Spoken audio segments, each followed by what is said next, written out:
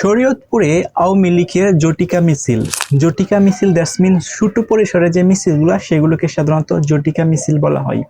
এখন আওয়ামী লীগ কিন্তু নিষিদ্ধ, অর্থাৎ বাংলাদেশে আওয়ামী লীগের অ্যাক্টিভিটিস বা কার্যকলাপ কিন্তু টোটালি ভাবে নিষিদ্ধ আছে। এমন অবস্থায় শরীয়তপুরে আওয়ামী লীগের অঙ্গ সংগঠন যারা আছে তারা সবাই মিলে রাস্তায় নেমে একটা জটিকা মিছিল করছে, অর্থাৎ ছোট পরিসরে একটা মিছিল করছি। এখন শুধুমাত্র শরীয়তপুর না, এরকম বাংলাদেশে আরো অনেক উপজেলা, অনেক ইউনিয়ন, অনেক বিভাগ, জেলা, আপনি যাই বলেন না কেন, প্রত্যেকটা স্থানে কিন্তু জটিকা মিছিল হয়ে থাকে বা ছোট পরিসরে যে মিছিলগুলো সেগুলো কিন্তু হচ্ছে।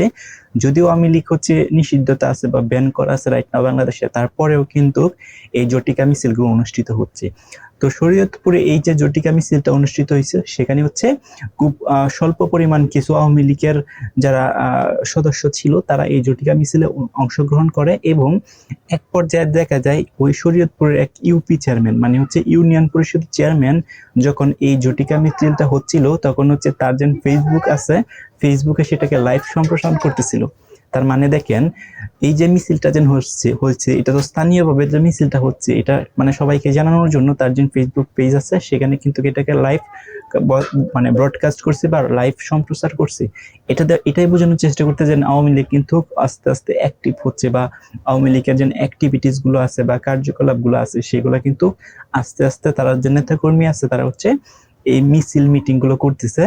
এবং অফলাইনে যেরকম অ্যাক্টিভ আছে আওয়ামী লীগ, অনলাইনেও অ্যাক্টিভ করার জন্য কিন্তু এরকম উদ্যোগ কিন্তু আপনারা দেখবেন নিয়ে থাকে। সো এই জটিকা মিছিলটা যে শরীয়তপুরে অনুষ্ঠিত হয়েছে এটাকে লাইভ যে টেলিকাস্ট করছে তার ফেসবুক পেজে, এটার কারণে কিন্তু অনেকেই কিন্তু বিষয়টা অবগত হয়েছে। যদি এই লাইভ টেলিকাস্ট না করতো বা লাইভে সম্প্রচারণ না করতো তাহলে হয়তো শরীয়তপুরের যে এলাকায় এই জটিকা মিছিলটা হয়েছে এই সারাউন্ডিং এলাকার কিছু সংখ্যক মানুষ কিন্তু জানতে পারছো না আওয়ামী লীগ সেখানে অ্যাক্টিভ হইতেছে, অ্যাক্টিভ হয়ে তাদের যে জটিকা মিছিল সেটা দেখতে পাই যে আওয়ামী লীগের অ্যাক্টিভিটিস সক্রিয় হচ্ছে। কিন্তু যেহেতু এটাকে ব্রডকাস্ট করে ফেলছে লাইভের মাধ্যমে, তার মানে ওই ইউপি সদস্যর যে যতগুলো ফ্রেন্ড আছে এই ফ্রেন্ডের মধ্যে যারা শেয়ার দেয় এটাকে, তাহলে আরো ওয়াইডলি ভাবে কিন্তু এই জটিকা মিছিলটা ছড়িয়ে গেছে। অনেকেই কিন্তু দেখতেছে যে না আওয়ামী লীগ আস্তে আস্তে সক্রিয় হচ্ছে।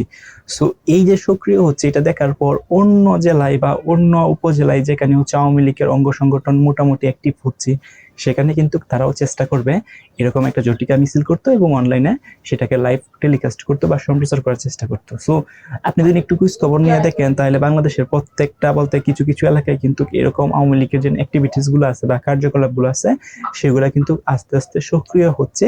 যদিও আওয়ামী লীগ রাইট নাও বর্তমানে ব্র্যান্ড অবস্থায় আছে, অর্থাৎ নিষিদ্ধতা আছে, তারপরেও কিন্তু এরকম মিছিল মিটিং এরকম কিন্তু আস্তে আস্তে সক্রিয় হচ্ছে।